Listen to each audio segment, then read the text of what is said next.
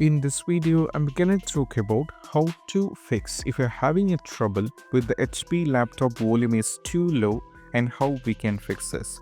So if you're having a trouble with the volume is quitter or you're not able to hear the volume, this is what we have to do. So the first thing what we need to do is we have to go over here on a laptop. You have to click on the sound icon over here like this. You have to right click.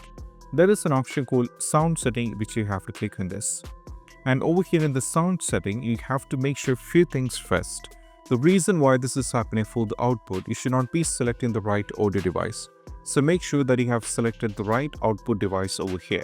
So in my case, I have already selected the right output device, and also I have to make sure that I have set the volume to the maximum here as well.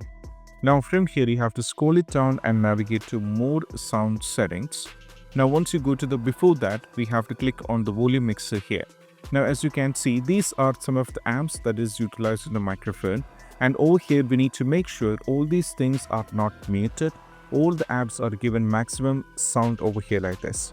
So in my case, I've already given sound for the sound system or bass and all those things. The sound is set into the maximum. This is also very important thing over here.